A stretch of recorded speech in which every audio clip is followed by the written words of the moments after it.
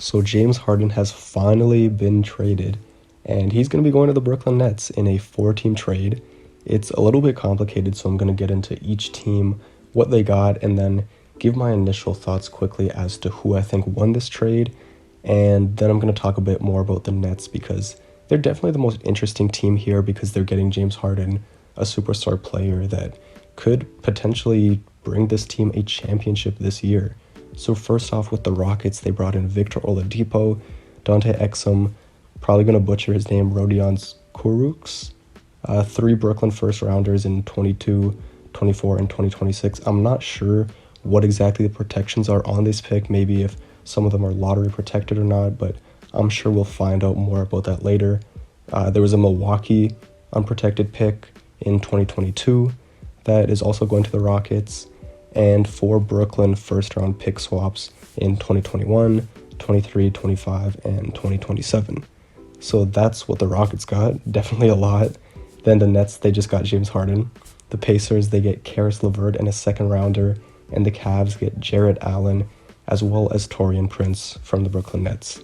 So initially, the Nets gave up a lot. They gave up a lot, as I said, four first-round pick swaps and then three first-rounders that are just going straight to the Rockets. Again, we don't know the protections on them, but still, that is a lot of draft capital to give up, especially for James Harden, who appeared to have very low trade value, at least to most people. Everyone thought that his trade value was really low, doing all these crazy things at the start of the year and then publicly saying the other night against the Lakers that he just didn't think the situation could be fixed. It looked like his trade value was just going to be extremely low, and that if a team were to trade for him right now, they probably wouldn't have to give up too much.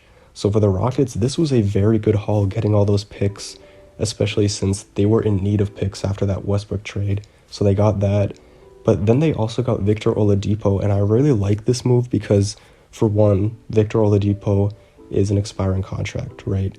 So they're going to have more cap space if they just decide to let him go in this upcoming free agency, in the 2021 free agency. If they just let him go, they'll have a lot more cap space to work with in that free agency and just a lot more flexibility with that roster. But if they decide to re-sign him, that's a guy who I believe is 29 right now. He's in the prime of his career. If they could bring him back for the next 3 to 4 years, this could be a team with John Wall, Oladipo, Christian Wood, DeMarcus Cousins, PJ Tucker, all these guys that they've got on this roster now. They could be pretty competitive in the West, but now they have, the draft capital to get some young guys as well, bring in some young talent to this roster in the future, and who knows, maybe by 2026, 27, maybe the Nets aren't that good. Maybe this is another Paul Pierce, Kevin Garnett situation where the team kind of blows up after a few years, and after that, the team is just not very good, and the Rockets get some very high draft picks because of that. So I think Houston, initially, they're the winners of this trade because I feel like there's not as much risk for them in this move. I don't think there's as much that can go wrong for them here.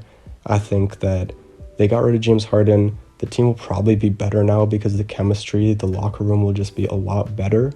So this year they'll be better, and going forward, if they are able to retain Oladipo, that would be nice. And then they've got a lot of picks, so the future is looking a lot brighter in Houston. Then the Pacers get Karis LeVert in a second rounder. I'm not too surprised by this move just because there had been a lot of rumors about Victor Oladipo potentially wanting out of Indiana. And I think that Karis LeVert is honestly a fine pickup because he's 26, whereas Victor Oladipo is 29.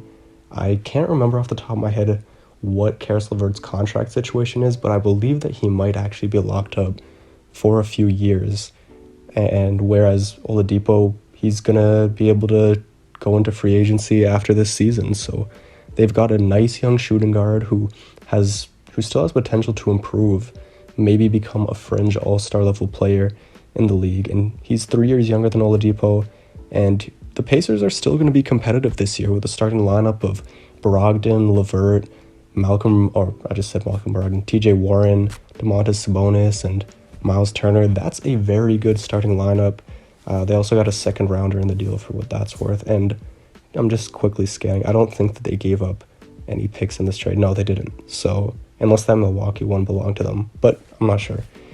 Even still, Karis LeVert is a good pickup, and maybe Oladipo, we don't know behind the scenes. Maybe he wasn't, fully committed, and they could kind of tell that he wasn't fully committed and that he was going to leave.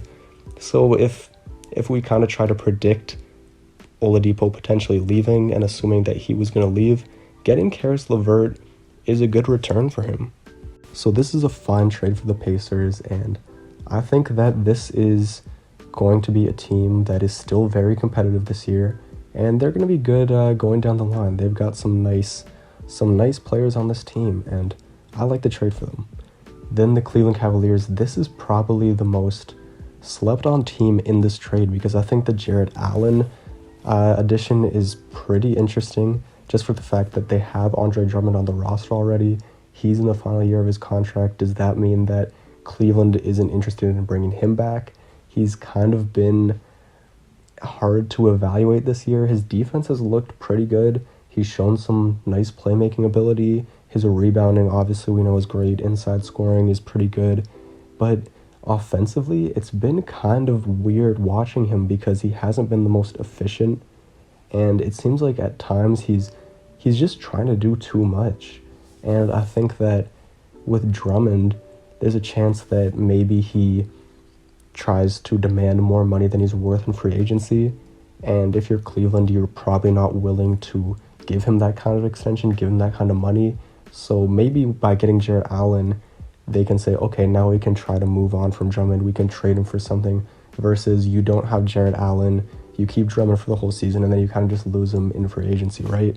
Now that they have Jarrett Allen, they could maybe move Drummond at some point this year and bring in some more assets. I don't know what Drummond's trade value is, but bring in something.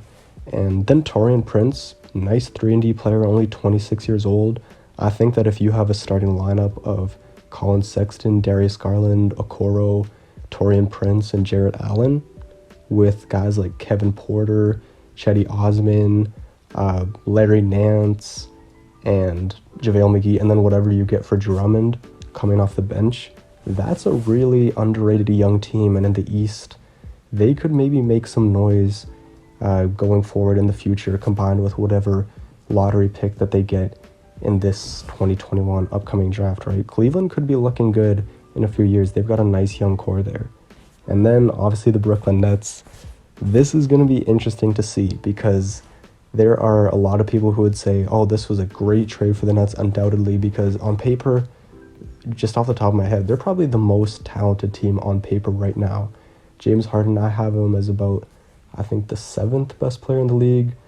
KD is the 2nd best player in the league, in my opinion. And then Kyrie Irving is in that 10 to 15 range, maybe like 13th, 14th best player off the top of my head. So 3 top 15 players, 2 superstars, 1 guy that's kind of borderline superstar in Kyrie Irving.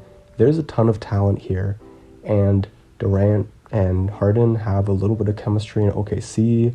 The biggest concern that I think most people have with this team is that they're not going to be able to coexist and play off one another, right? And that the chemistry is just not going to be there. Because when you're building a championship team, you can't necessarily just bring a bunch of talented players together and expect it to work, right? Let's look at the Los Angeles Lakers of last year, for example. They had LeBron, and he was a superstar, best player in the world, and he was just able to do what he wanted with the ball. He was able to initiate the offense, make plays for others, get his own shots, and he didn't have to worry about other guys really taking the ball out of his hands and limiting his touches, limiting his opportunities, right?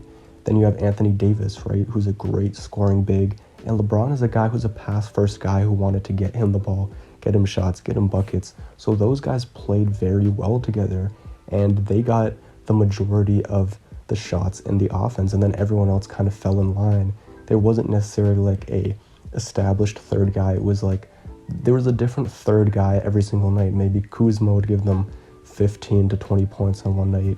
Maybe Rondo would come off the bench and give them like a double-double or something.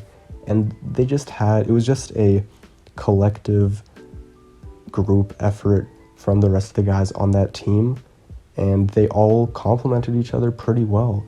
In Brooklyn, there's just a fear maybe that there's too much offense, and not enough guys that can kind of sit back and play in a role, right? Because if you're looking at this team, does Kyrie Irving really seem like a guy that would be happy with being a third option? Same thing with James Harden or Kevin Durant. And on a lot of nights, that might be the case. Is James Harden going to be happy some nights if he only gets 12 points and not many shots? Or same thing with KD or Kyrie. It's just long term. I don't know how that's going to work. And that's my biggest fear with the team. But if James Harden is as committed to winning as he said he is, then I think that there's a chance that this works. There was a rumor going around that, I believe it was last All-Star weekend, that James Harden had been talking to some of the other guys saying that he wanted to play in a more sophisticated offensive system with more movement and all that. And people kind of laughed at that because we had seen and gotten so used to seeing James Harden play in a role where he was just dribbling the ball, had a super high usage rate and all that. So we thought that that was just kind of BS and he didn't really mean that, right? But earlier in his career in Houston, he was more willing and he was just flat out playing more off ball. He was a more engaged off ball player. He was taking more mid-range shots. He wasn't just dribbling the ball into the floor. If he can be like that, then maybe the Nets can win a championship because yeah, at that time, people were thinking that James Harden was a guy that could play with other stars. So now this is his opportunity to really show if he can be that kind of guy. Honestly though, the Nets don't really have a choice because as I said, and as you can see in the bottom left corner of the screen, they gave up so many picks. They gave up 3 good young players. So they can't really afford to be bad. They can't really afford for this to not work. So it's going to be interesting to see. I'm definitely going to be watching Brooklyn's first game to see how they do, and it should be fun. It should be fun.